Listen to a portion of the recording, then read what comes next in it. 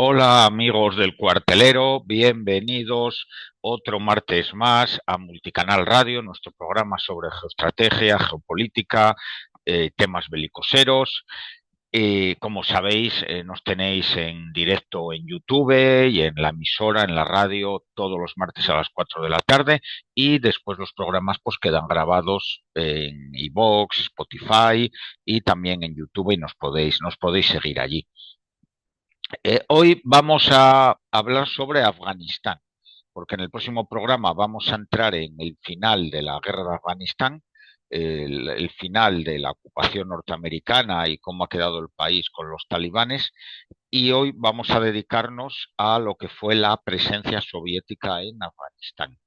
Tenemos un programa dedicado a Afganistán, que hablamos de Oriente Medio y salió también esta parte a caballo entre Asia y Oriente Medio, el centro del mundo, podríamos decir, que lo podéis escuchar, pero ahí no nos extendimos mucho sobre todo el tema de la ocupación soviética de Afganistán y vamos a hacerlo hoy. Eh, ¿cómo entran los soviéticos allí? Pues bueno, en 1978 estalla en Afganistán la Revolución de Abril o la Revolución de Saur, que fue un golpe de Estado comunista.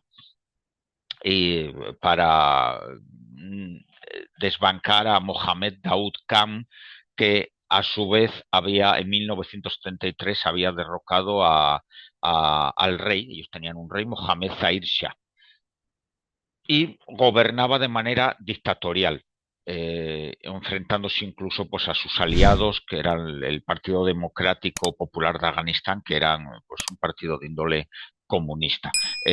La URSS, la Unión Soviética, había apoyado a este gobernante desde el 73 al 78, porque había ayudado obviamente a echar abajo a la monarquía, pero en este momento el ataque al Partido Comunista Afgano, que era el PDPA, pues no sentó muy bien en la Unión Soviética. Y en abril del 78, pues unidades militares controladas por los comunistas del PDPA, pues se sublevan en Kabul, toman el Palacio Presidencial y fusilan al presidente, a Daoud. Parece ser que en Moscú el golpe les pilló por sorpresa y aunque ellos no estaban muy de acuerdo con este dictador, pues lo toleraban. Y esto parece ser que fue un poco, surgió directamente del Partido Comunista afgano y no tanto desde Moscú, que no parece que tuvieran muchas ganas de un nuevo jaleo en toda esa zona. Comienza un gobierno comunista el presidente es Nur Muhammad Taraki, que era el fundador del Partido Comunista, del PDPA, y es el primer ministro de Afganistán. Aplican un programa revolucionario de transformaciones, una reforma agraria como todas las comunistas, intentar eliminar el feudalismo rural que imperaba en este país y separar lo que es el Islam del Estado. Nacionalizaron también empresas, no es que hubiera muchas, pero las que había, establecieron acuerdos comerciales con países del bloque comunista sobre todo, se prohibió el cultivo del opio, igualdad entre hombres y mujeres y se extendió la educación a todo el mundo. Por desgracia, que las ideas estas no eran malas, la mayoría de estas reformas fracasaron, sobre todo la reforma agraria y lo de abolir el feudalismo y la corrupción imperante en el país. Eso no interesaba, obviamente, a los reyezuelos tribales, un país de tribus como Afganistán.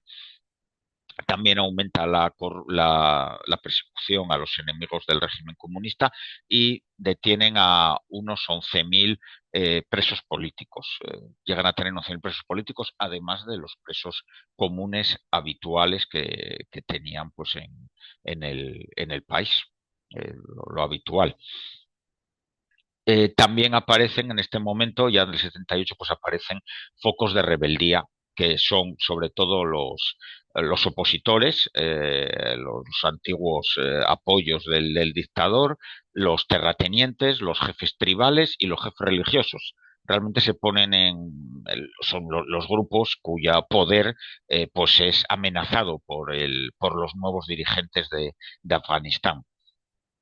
En, en Afganistán pues sí, hay una creciente influencia del wahabismo, que ya hemos hablado de ella en algún programa que comentamos todo el tema de la religión, es un programa con el general Rossetti, y el wahabismo pues se extiende por Afganistán en respuesta a todo, cualquier movimiento marxista, capitalista o panarabista, que el wahabismo iba contra todo eso, era la amenaza contra el tradicionalismo musulmán.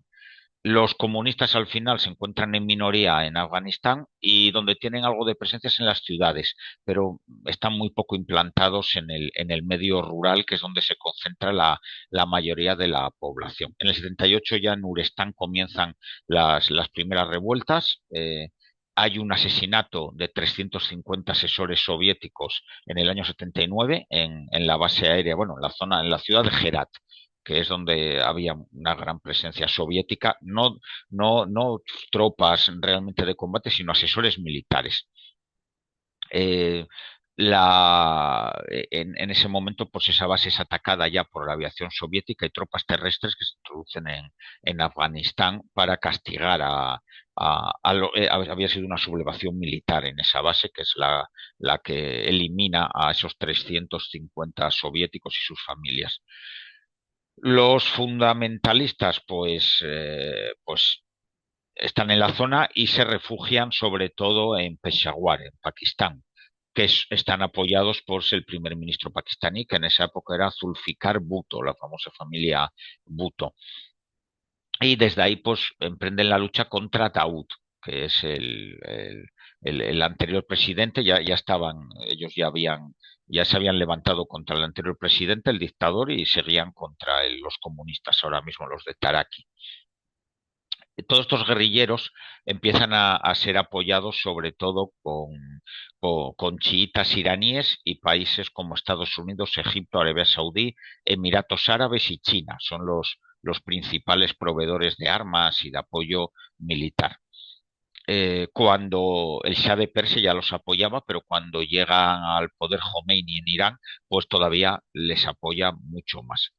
Los Estados Unidos se entran en el año 79, sobre todo es cuando incrementan su apoyo, cuando es asesinado en Kabul el embajador norteamericano Adolf Dulles, eh, y, y es cuando la CIA entra ya a saco en Afganistán. Es curioso porque los mujahidines, perdón, los luchadores por la libertad o los luchadores, los guerreros del Islam, pues al final tienen apoyo de dictaduras o de países musulmanes y países comunistas también, además de la democracia americana y de algún otro país.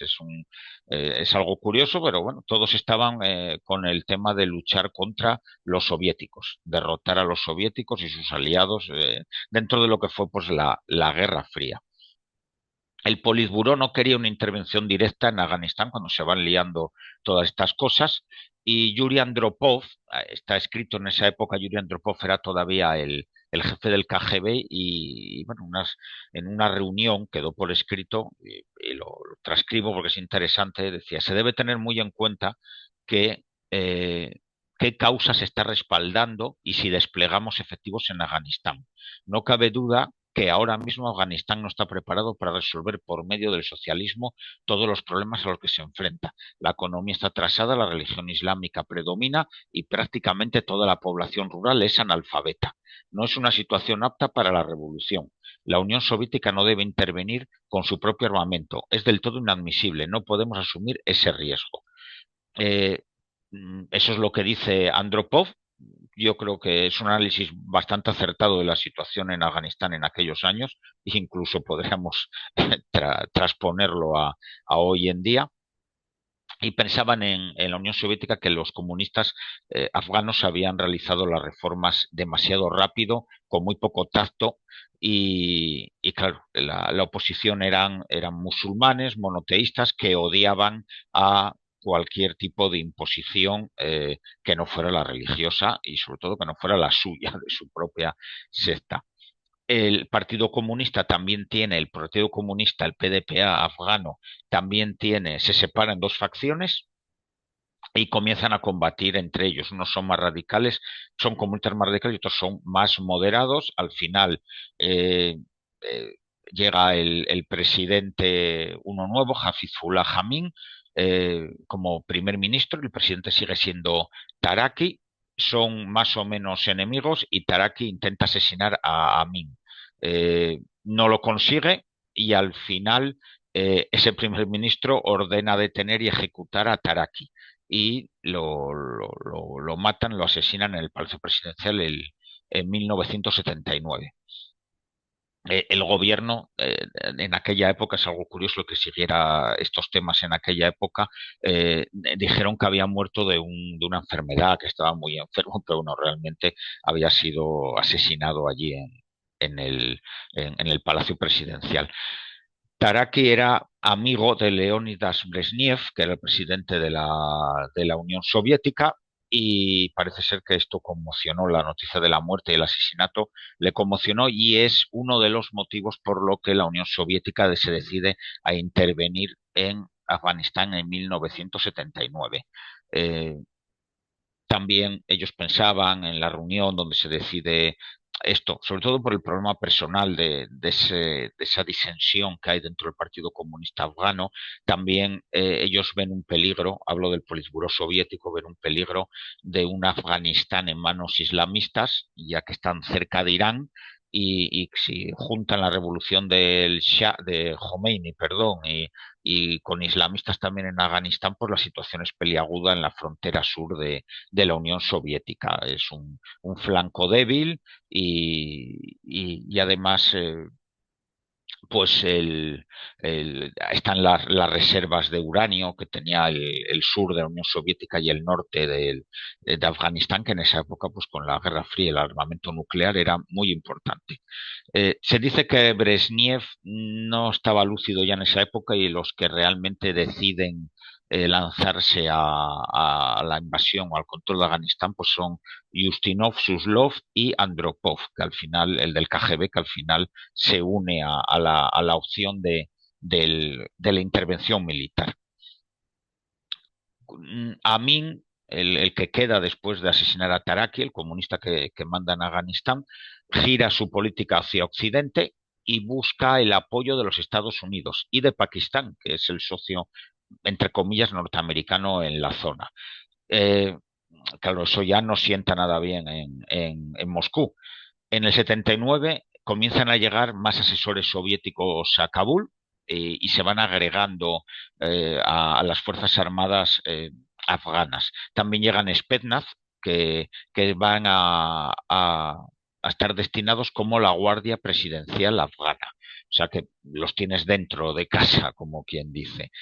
En, Se envía poco antes de lo que es la invasión. En diciembre envían también dos batallones de un regimiento aerotransportado de paracaidistas, se envían a Kabul y el 25 de diciembre, unos días después, ya se lanza la intervención directa sobre Afganistán, que es Baikal 79, es el nombre de la operación en clave soviética, y es parecida a la que habían realizado en Hungría en el 56 y en Checoslovaquia en el 68.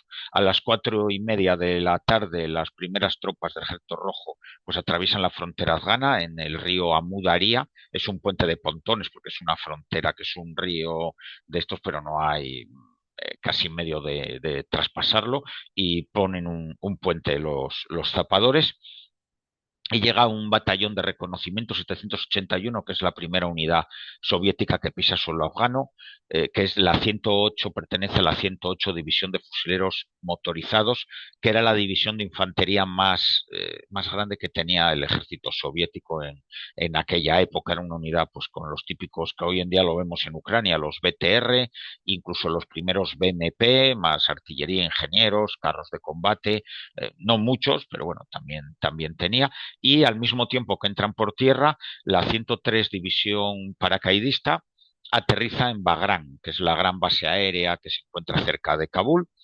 y estos paracaidistas pues ocupan las instalaciones gubernamentales de Kabul y la 108 motorizada pues llega a las afueras de la capital. Todo esto, el que haya seguido pues, la guerra de Ucrania, le va a sonar mucho. Es lo mismo que intentaron hacer en la toma de Kiev, el aeródromo de Hostomel y todo lo que vimos los primeros días de la invasión rusa, en este caso de Ucrania. Pues aquí es lo mismo.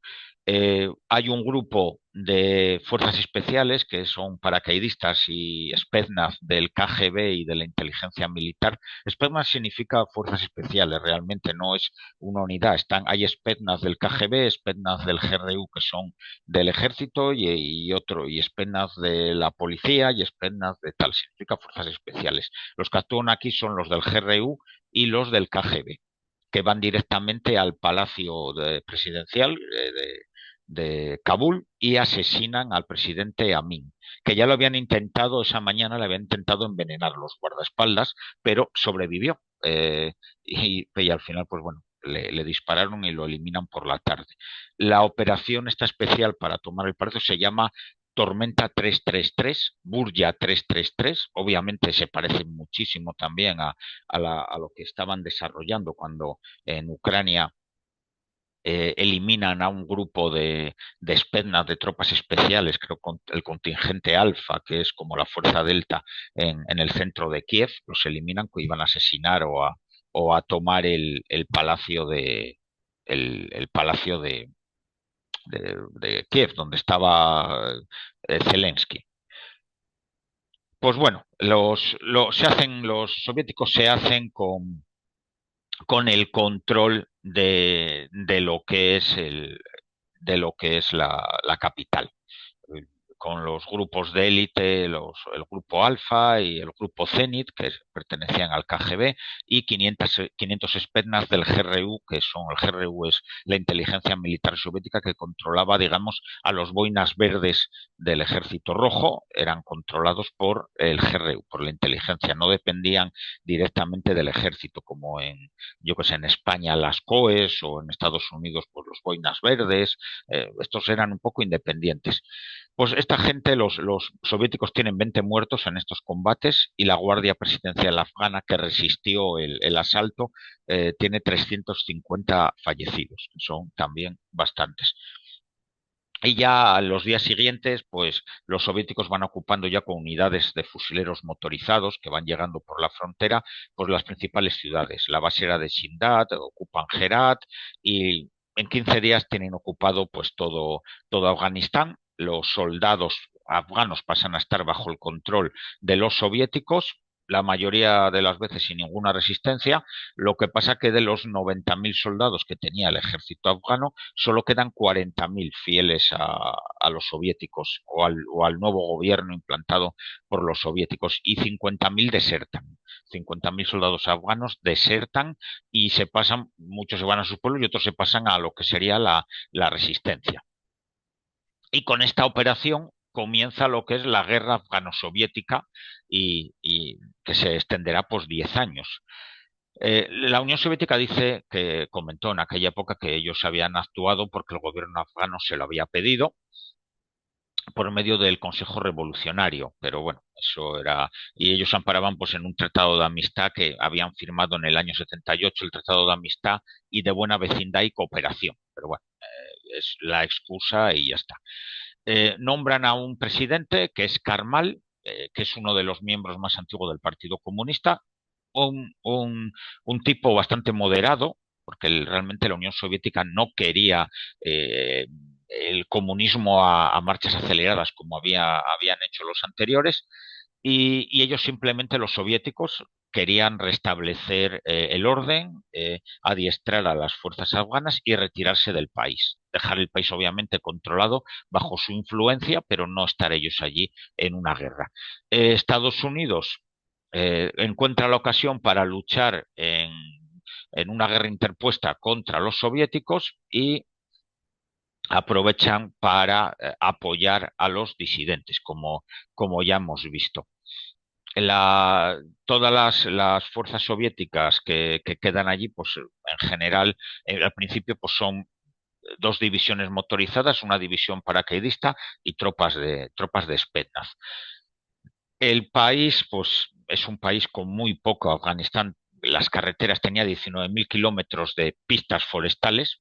Realmente solo el 25% de ello estaba asfaltada y el resto eran caminos de tierra aptos esto para todoterrenos, camiones y poco más. Hay una carretera, o había y sigue existiendo, una carretera que sale de la capital, da la vuelta, digamos, a gran parte del país, pasa por la famosa carretera de Mazar-i Sharif, Andokif, Herat, Kandahar, toda esta carretera que conocemos, la asfaltaron después los norteamericanos cuando estuvieron allí los aliados, pero en esta época era de tierra.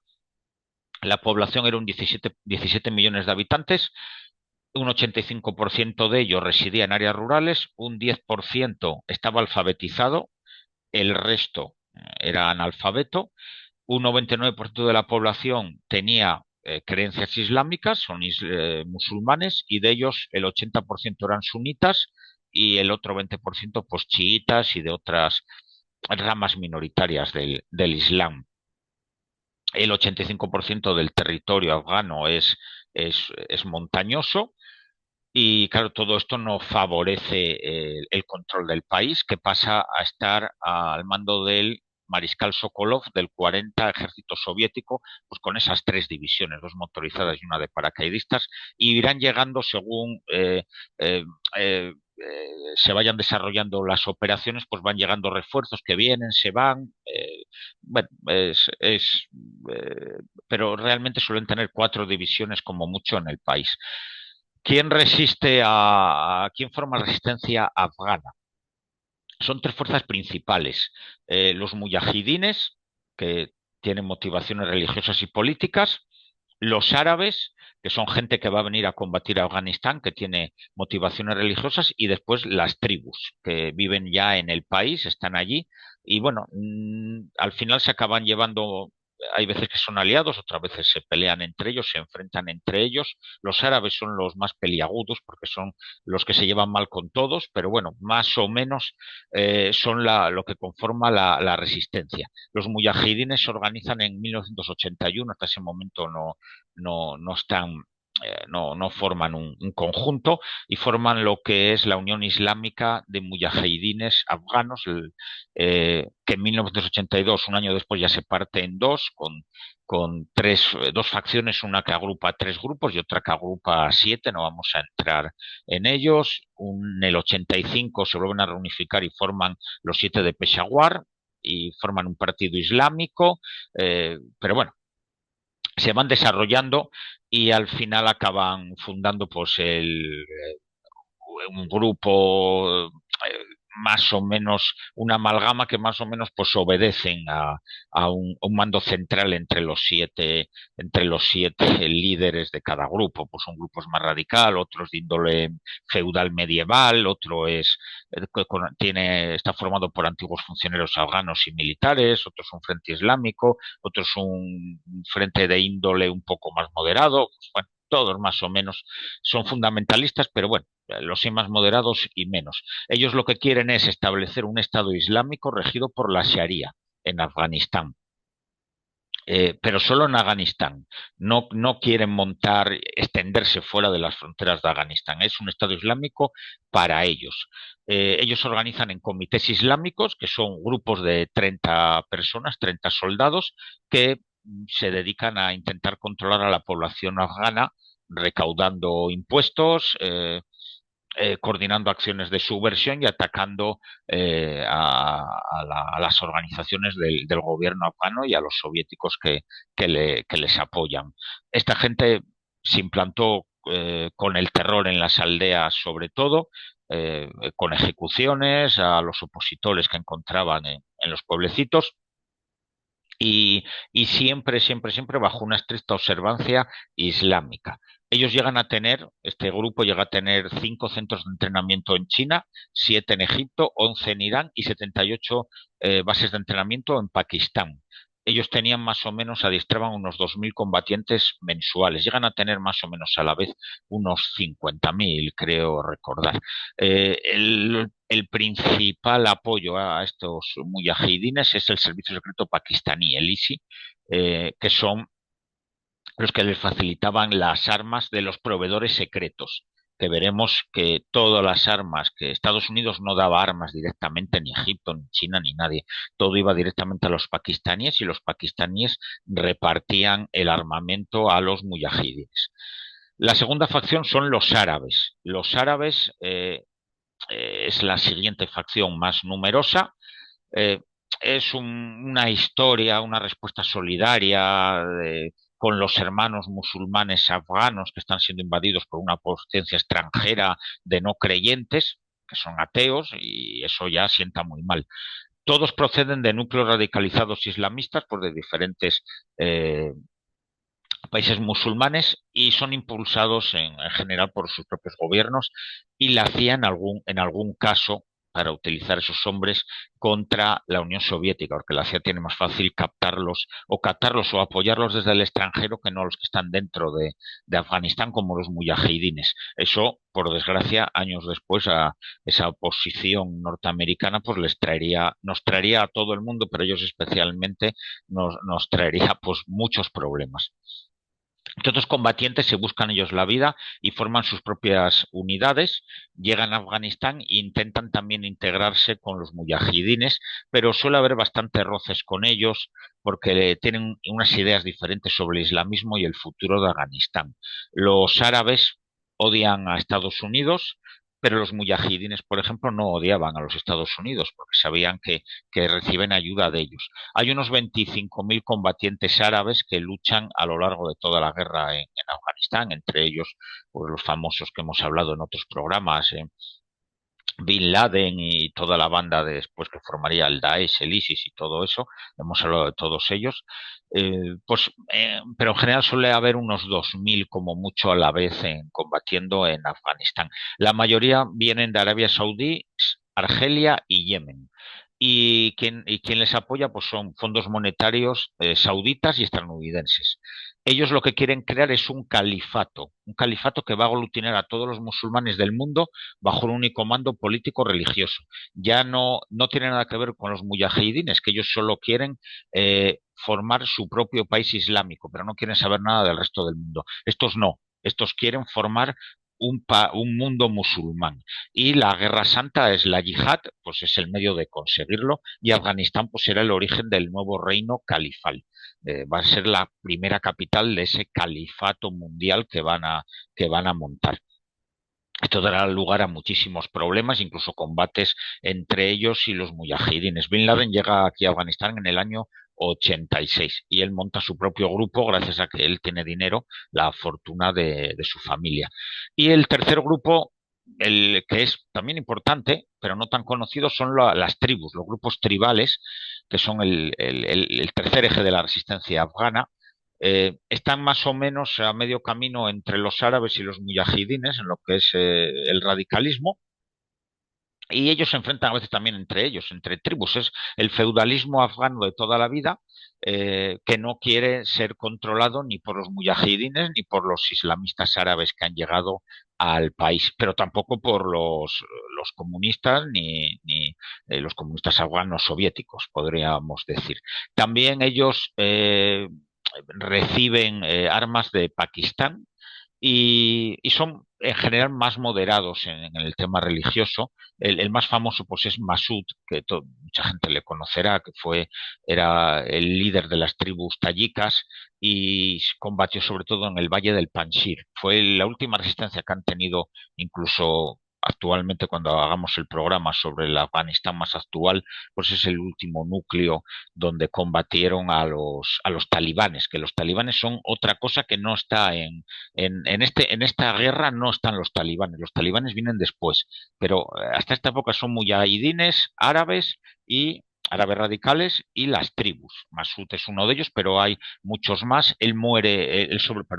Sobrevive a la guerra, pero es asesinado por Al Qaeda en 2001. Él se llevaba malísimamente mal con los árabes radicales, ya en la época de Afganistán luchó contra ellos y obviamente pues con Al Qaeda, que son sus herederos, pues se llevaba peor y estos le consiguen asesinar. No sé si alguien lo habrá visto, que le metieron como un periodista que llevaba una cámara y dentro de la cámara llevaba no sé, llevaba un explosivo dentro de la cámara de televisión mientras le hacían una entrevista, o llevaba un fusil metido en la cámara, o una pistola, algo así. No recuerdo exactamente si fue de un disparo o fue con una bomba que iba dentro de pero iba dentro de la cámara de televisión que habían montado para grabarle una entrevista, obviamente falsa. Hay más líderes tribales, el que lo haya seguido pues le sonará alguno como Ismael Khan, los pastunes de Patán y de Shabilula, y bueno, hay los azaríes, hay unos cuantos más, no voy a entrar en ello porque esto ya el que quiera hay libros sobre ello, incluso yo tengo escrito en un libro que se llama, una parte del libro, yo solo hablo del tema de la invasión soviética, está en HRM Ediciones y el libro se llama la pues no me acuerdo ahora, no me acuerdo cómo se llama el libro, pero bueno, ya lo pondré en Twitter por si a alguien le interesa, no recuerdo ahora el título del libro, es un libro que hemos hecho unos cuantos autores ya hace un tiempo sobre la historia de Afganistán desde sus inicios hasta el final, hasta la actualidad. Yo solamente mi afición principal pues será esto que estoy comentando ya lo pondré en Twitter el nombre del libro que se me ha ido ahora, mi cabeza es que es tremenda, no se puede escribir tantos libros. Los guerrilleros, la resistencia afgana, pues se equipa sobre todo con armas muy antiguas, los famosos Lee Enfield, incluso los Martini Henry, los de avancarga antiguos de las guerras de 1880, de Rudyard Kipling y compañía, y después ya cuando van conquistando guarniciones del ejército afgano, pues se hacen con los Kalashnikov, lanzagranadas, todo el armamento típico soviético, incluso algún carro de combate que casi nunca emplearán porque ellos no tenían adiestramiento para, para funcionar con carros de combate. Empiezan a llegarles pues fusiles antiguos Mosin Nagant, carabinas SKS, el CEDME español, pero la versión alemana, el G3, sus fusiles británicos, el Sten famoso, y después cuando ya Estados Unidos se mete en la guerra, pues bueno, muchos AK-47 obviamente, y cuando Estados Unidos les va dando, y los países árabes también les van dando armamento, pues llegan los misiles Stinger, los Gray, los misiles contra carro, lanzagranadas Low 66 y el típico armamento, sobre todo soviético, porque era más sencillo para adiestrar a esta gente. Llegan también incluso misiles contra carro TOW y Milán, que, bueno, un número pequeño, pero lo van empleando y sobre todo en el tema ya ametralladoras y tal, pues lo que es armamento soviético. La mayoría llega desde China, Irán y Pakistán. El dinero pues suele venir lo paga Estados Unidos, lo paga Arabia Saudí, Egipto también da dinero y algunas armas. Y el total, pues, de guerrilleros a la vez combatiendo son unos 40.000, más o menos, y los 2.000, 3.000 árabes que vienen y están a la vez combatiendo en el país. A lo largo, y hay también un apoyo que se calculaba, los otros calculaban que unos 200.000 afganos habían apoyado o apoyaban directamente a los guerrilleros, la típica resistencia en los pueblos combatían pues en grupos de tamaño secciones, 30 40 guerrilleros y sobre todo pues tácticas de guerrilla porque cuando intentaron agruparse en unidades más grandes y combatir de forma tradicional pues ahí contra un ejército organizado como era el soviético pues no tenían nada que hacer a lo que se dedican son ataques por sorpresa, atacar, retirarse rápidamente a las montañas y en cuanto los gubernamentales se volvían a las bases, porque los soviéticos y los afganos eh, estaban como en los fuertes del oeste, volvían a sus fortificaciones, pues volvía a quedar el terreno libre y estos regresaban otra vez a las zonas para controlar las aldeas. Atacaban también sobre todo los convoyes de abastecimiento soviéticos que circulaban por esas pistas forestales que he comentado antes que era porque, claro, el abastecimiento de las guarniciones era por carretera. No era factible el abastecimiento aéreo en muchos de los lugares, aparte que era más caro, entonces pues realizaron mucho por convoyes por carretera. Y las montañas de Pakistán pues les sirven como zonas de retaguardia y abastecimiento y allí cavan grandes túneles en las montañas que defienden pues con ametralladoras y misiles antiaéreos y esos túneles son los que después van a volver a usar los talibanes 20 años después contra la ocupación occidental. Y allí tendremos a Bin Laden y todo su grupo, Al-Qaeda y los demás que están en todos esos túneles ahí metidos, Tora Bora y toda esa zona. La ayuda a los mujahidines ya comienza con Jimmy Carter en el año 79, el presidente de los cacahuetes, y están ahí inmersos en el Tratado de Reducción de Armas Nucleares, pero bueno, al final está también la revuelta de Khomeini, cae el Shah de Persia, y todo eso al final lleva a Carter a luchar contra la Unión Soviética de una forma en un principio muy modesta, como hemos visto hasta que asesinan al embajador de Estados Unidos en Kabul. Después está pues el famoso boicot que hubo a los Juegos Olímpicos de Moscú del 80, los del famoso Ositomisha, y hay una película que refleja muy bien todo esto, que es el principal impulsor de la ayuda a los rebeldes afganos, pues es el congresista Charlie Wilson. Creo que la película se llama la la guerra de Charlie Wilson, me parece que es, creo que es Tom Hanks el que la protagoniza, y está muy bien. Está hecho en plan comedia, pero era bastante, ese hombre parece que era bastante así, como lo reflejan en la película, y empiezan a ayudar con 30 millones de dólares anuales. Y después eso pues, se va incrementando, claro, no se queda ahí. Todo el armamento se entrega a través del servicio secreto pakistaní, el ISI, y bueno, pues eso, Estados Unidos, Arabia Saudí, son los que sobre todo ponen el dinero. Ellos compran el armamento sobre todo en Egipto y China, que lo fabrican o lo importan, y después se va todo a Pakistán. Israel y Gran Bretaña también llegan a apoyar a los, digamos, a los mujahidines, también lo mismo por el mismo camino. Y los soviéticos, pues, allí están.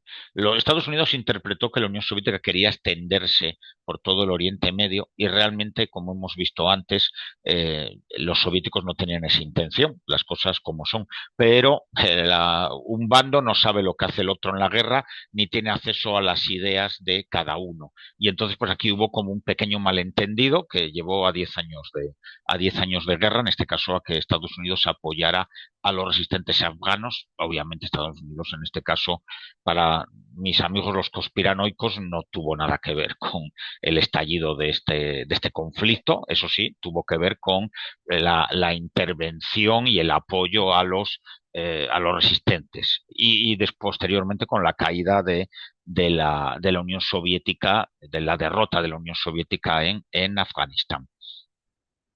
Cuando acaba la guerra al finalizar la guerra de Afganistán, Estados Unidos está invirtiendo unos 630 millones de dólares anuales, que es una gran cantidad.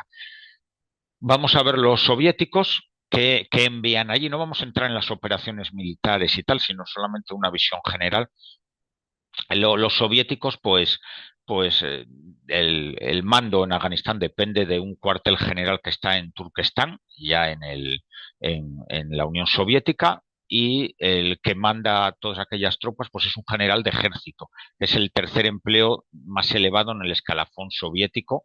El 40 ejército, como he dicho antes, que lo mandaba un teniente general por debajo de este estado mayor. Y y después llegan también a controlarlo directamente desde Moscú cuando las cosas no van muy bien y hay un pequeño jaleo entre órdenes y contraórdenes entre el Estado Mayor en Moscú, el Estado Mayor en Turquestán y los del 40 Ejército, pues no saben muy bien a veces a qué hacer. La guerra pues se prolonga y el máximo nivel que tienen los soviéticos en Afganistán, el máximo número de tropas son 4 divisiones, las 3 de fusiles motorizados que estarán allí casi toda la guerra, la quinta, la 108 y la 201 y una aerotransportada que es la 103. Y después pues van añadiéndoles pues brigadas Spena, brigadas de paracaidistas que van llegando, se van yendo, aviación. Ellos se despliegan fundamentalmente en las 29 capitales provinciales y unos puntos estratégicos para cubrir las rutas de comunicaciones. En total, el máximo despliegue llega a ser de 115.000 soldados en Afganistán. De esos, unos 40.000 son los que entran en operaciones de combate más o menos simultánea y el resto es apoyo. También tienen, digamos, gente que está en la frontera, obviamente, de la frontera soviética, controlando que no pase guerrilleros hacia el interior de la URSS, que en algún momento llegaron a penetrar y realizar algún ataque. Hay 10.000 hombres soviéticos de la Fuerza Aérea y otros 50.000 unidades, pues en 50.000 logísticos dentro ya de la URSS, más 2.000 asistentes militares directamente en Afganistán. Muchos de ellos son civiles. Las tácticas que usan los soviéticos al comienzo de la guerra son similares a las que estaban previstas en la Europa central, pequeños grupos móviles, como en plan camp group, grupos de combate mixtos a nivel brigada, división, que deberían, pues, incursionaban en los territorios de los rebeldes, protegidos sobre todo por fuego de artillería. Esto fracasa, no funciona y se van adaptando a las incursiones helitransportadas con un fuerte apoyo aéreo. El apoyo aéreo ataca antes los cazabombarderos, después llegan los helicópteros, sobre todo los Mi-24, los Mi-24, que son de ataque y pueden llevar pequeños pelotones de tropas especiales, que siempre actúan por parejas, por cierto, y después, porque uno cubría mientras el otro desembarcaba al pequeño grupo de 6-7 Spetsnaz, y después los famosos helicópteros Mi-8, que es el caballo de batalla de los soviéticos, y todavía pues lo hemos visto en Ucrania y en los dos bandos, y van realizando pues ese tipo de operaciones como las mismas que habían realizado los norteamericanos en Vietnam, guerra transportada, coordinada con infantería terrestre y apoyo de artillería.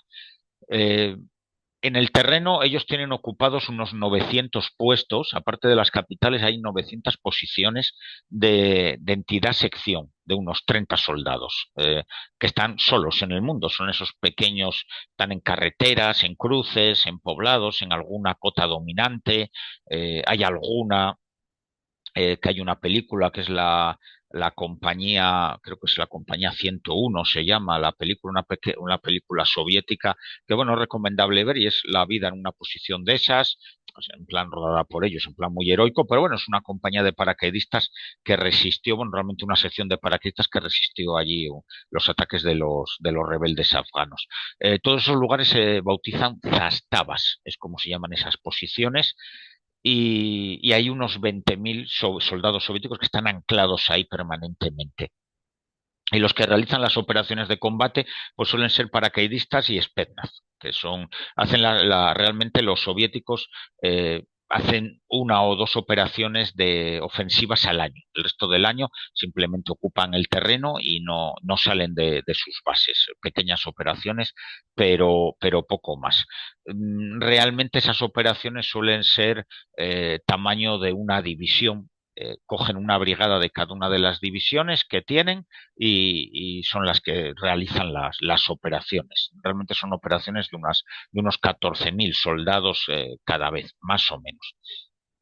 Realmente, estudios que se hicieron después de la guerra llegan a la conclusión que solamente el 15% del total de los soldados soviéticos llegaron a entrar en combate. Los soldados son conscriptos, son soldados de reemplazo, estaban 2 años ininterrumpidos de servicio en Afganistán, no regresaban con ningún permiso a casa, te ibas y a los 2 años volvías.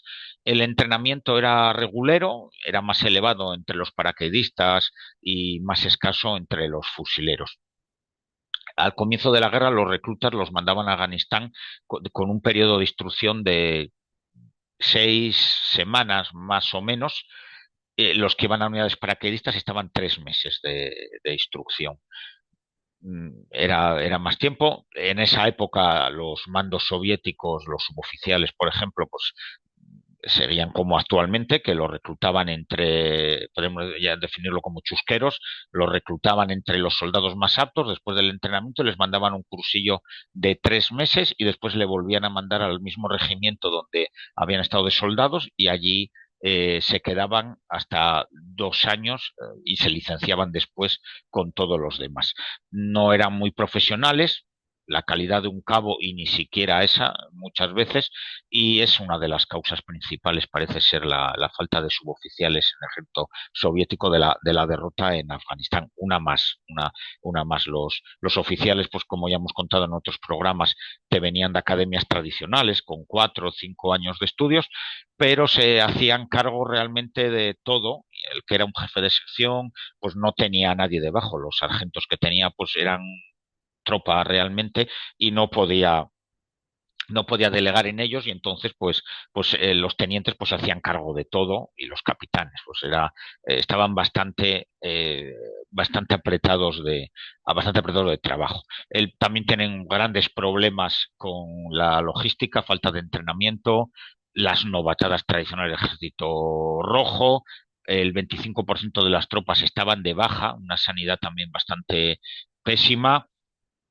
Alcoholismo y drogadicción, pues tenían aparte pues problemas contra los derechos humanos, ataques a la población civil, torturas, uso del napal, eh, violaciones, ejecuciones sumarias de mujahidines, similar a lo que había pasado en Vietnam, que es algo clásico a veces cuando hay combates irregulares, combates contra guerrillas. Pero hay una cosa que diferencia a Vietnam, que es poco conocido, que es que los soviéticos nunca llegan a emplear el mismo número de tropas en proporción que los norteamericanos en Vietnam. En Vietnam, el ejército de Estados Unidos llega, las Fuerzas Armadas norteamericanas llegan a desplegar un 33% de sus tropas están a la vez en Vietnam. El ejército rojo solo llega a tener en el terreno un 10% como mucho, que no es una no, hombre, es una cantidad de personal importante, pero no es el mismo despliegue que habían tenido los norteamericanos. También están las fuerzas regulares afganas, que era un ejército de unos 90.000 soldados, que se dividían en 12 divisiones de infantería y 4 brigadas acorazadas. Eh, el mando estaba en el Ministerio de Defensa en Kabul, pero realmente el Estado Mayor pues estaba controlado pues, por los soviéticos y obedecían a los soviéticos. Era un ejército que tenía las deserciones eran bastante habituales, más o menos tuvieron unas 10.000 al año, cada año de la guerra, desde el 78 hasta el final, y era una organización típica como la soviética, la de toda la vida. Tenían también paracaidistas y bueno, el armamento pues era bastante más anticuado, era estilo soviético, pero más anticuado que lo del ejército rojo, ¿no? Que lo de la URSS.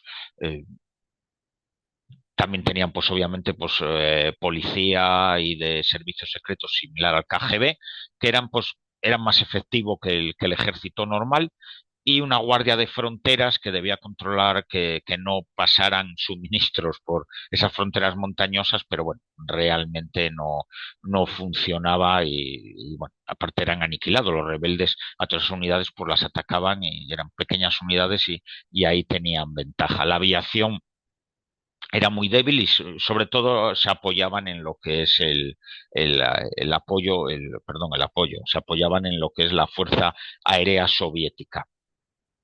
A partir del 85, los soviéticos sí que comienzan a, a dar más importancia a las tropas afganas, darle responsabilidad y mejoran mucho. Llegan a tener hasta 300.000 soldados en total, 130.000 son tropas del ejército y el resto son tropas de seguridad. Y cuando es derrotado, cuando se retiran los soviéticos en 1989, todavía este ejército afgano consigue aguantar en solitario 3 años contra todas las guerrillas rebeldes que están en el país, y cae en 1992, que es ya cuando se disuelve el ejército afgano, cae Afganistán y llegan talibanes y todo lo demás. La guerra, pues como hemos comentado antes, comienza en el 79, acaba en el 89, y hemos visto un poco las fases que siempre fueron similares. Lo que comenté al comienzo, pues tenemos los ataques convencionales, después pasamos ya a ataques helitransportados, esas ofensivas, 2 o 3 ofensivas anuales contra una zona determinada de Afganistán para intentar aniquilar a los guerrilleros de allí. Hay derrotas soviéticas, hay muchas más derrotas de los mujahidines y de los árabes y de las tribus, pero bueno, ellos van resistiendo porque siempre son abastecidos, se retiran y vuelven otra vez a intentar ocupar los terrenos que habían dejado en esas ofensivas. Y al final, pues la guerra sigue así, ¿no? Nunca se resuelve. Es muy interesante para los que sean aficionados a todo este tema. Les recomiendo el libro este que pondré el título, que no me acuerdo ahora. Perdón, Cementerio de Gigantes. El libro se llama Cementerio de Gigantes. Me acabo de acordar. Pues en ese libro, pues describo bastante todas las operaciones militares, pero bueno, no vamos a entrar en ellas ahora porque me daría para otro programa más. Quizá más adelante podrán, pueda hacer un programa y lo dedicamos solamente a esto. La guerra, los soldados se van del país el 15 de febrero, los soldados soviéticos el 15 de febrero del 89 y cruzan por el famoso puente de la Amistad del río Amu Daria, por donde habían entrado, después se construyó un puente y, y, y bueno, tienen un acuerdo incluso con Masud que les permite pasar por el famoso túnel de Salah, que era el túnel que comunicaba, Salang, perdón, que comunicaba a la Unión Soviética con Afganistán y tienen un acuerdo con él y les deja pasar sin combatir. El último hombre que abandona Afganistán es un general, es el teniente general Boris Gromov, que el que haya busque una foto verá un general que cruza el puente con un ramo de flores en las manos. Creo recordar que iba encima de un BTR, si no me equivoco, de un blindado de 8 ruedas. Y ahí acaba la presencia militar soviética en el país, con un resultado de 15.000 muertos soviéticos y 54.000 heridos. Aunque hay otras fuentes, bueno, el ejército afgano tiene 18.000 muertos en el ejército afgano. Los combates gordos realmente los llevó a cabo generalmente el ejército soviético. El ejército afgano pues estaba como apoyo y controlando pueblos, ciudades y posiciones. Pero cuando unos años después hay unos informes que salen en la Unión Soviética que se desclasificaron y después se volvieron a clasificar, donde habla que los muertos realmente oscilaron entre 25.000 y 30.000. De los 15.000 oficiales parece ser que realmente son unos 25.000, vamos a dejarlo en 25.000 para no pelearnos ni muy arriba ni muy abajo, parece ser que era que es el número exacto. La población civil se calcula que puede haber entre 600.000 y 1 millón de fallecidos, de un país pequeño de 17 millones, recordemos, unos 3 millones de heridos y ahí llega a haber 5 millones de refugiados que huyen a Pakistán, 3 millones de ellos y 2 millones que se van a Irán. Los afganos, los rebeldes, en total, entre todos, pueden tener se calcula unos 90.000 muertos y unos 150.000 heridos. Las pérdidas materiales, pues los soviéticos afganos, aquí no conseguí datos por país, estaba todo más o menos junto, porque a veces como el material era el mismo, pues en esa época no estaba nadie que sacara fotos si lo pudieras ver, pierden unos 500 unas 500 aeronaves entre ala fija y ala rotatoria. Helicópteros son unos 350. El total, hay por ahí algún libro que he leído, 4.000 helicópteros derribados, tal, fueron unos 350 que son bastantes. Pierden los soviéticos afganos unos 150 carros de combate, unos 1.400 blindados y unos 11.000 camiones y vehículos de transporte. Son unas cifras pues considerables, lo que pasa es que hoy estamos acostumbrados a lo que vemos en Ucrania y nos parece poca cosa, pero son unas cifras bastante elevadas. Y Afganistán, cuando se van los soviéticos, pues queda en pie el gobierno comunista de Nayibullah, que está durante 3 años más, hasta el 92, y, y en el 89, ya fuera del mundo soviético, los mujahidines, apoyados por los pakistaníes, atacan Jalalabad.